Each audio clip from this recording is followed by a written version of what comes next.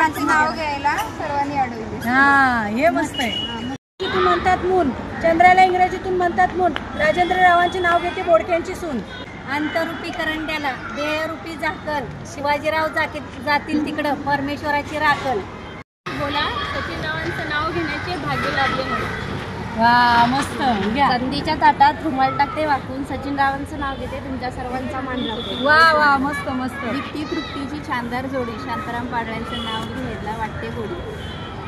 कपाई लावते टिकली चंद्रकोर, प्रथमेश रावांसारखे पती मिळाले भाग्य माझे थोर। हा आता राहिले एक सांगते आसवंदीचे गणपतीला राहिले संतोषासाठी आईबाप सोडू। अरे नाही ना सांगाल मावशी, आज मकर संक्रांत आहे आणि खूप आनंदाचा सण आहे सुवासिनीचा, तर त्याबद्दल काय सांगाल तुम्ही?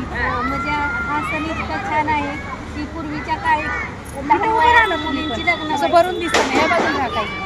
पूर्वीच्या काळी लहान वयात मुलींची लग्न व्हायची, मग लहान वयात लग्न झाल्यामुळे त्यांना एवढं म्हणजे अनुभव नसायचा की असं वाटायसारखं माहेरी जावं, म्हणून त्यासाठी हा सण केलाय की मग मुलींना भरपूर असं करंडे, हर एक पदार्थाचे करंडे भरून देतात, परत फळं सगळे म्हणजे करंजा, लाडू, चकल्या, हर एक शिदोरी देतात, हर एक फराळाचं ते शिदोरी बांधून देतात मुलीला। आणि मग त्यांना खूप आनंद वाटतो, म्हणजे सौभाग्याचं लेणं म्हणजे काय असतं। मग माहेरी गेल्यानंतर पण त्यांना खूप आनंद होतो आणि मग ते सगळी शिदोरी माहेरी गेल्यावर सोडली जाते।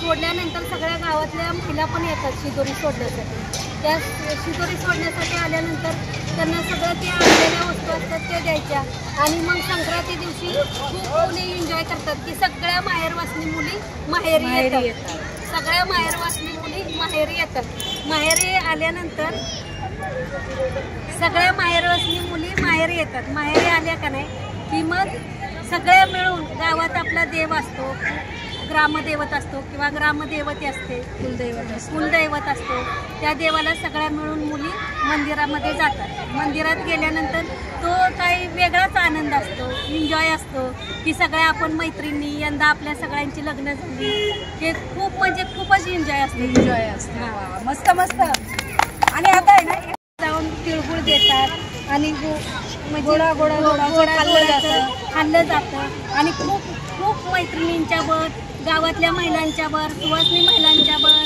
सगळ्या महिला वर्गांच्या वर त्या खूप एन्जॉय करतात आणि मग त्यांना खूप असं छान वाटतं आणि मग खूप छानच केला जातो।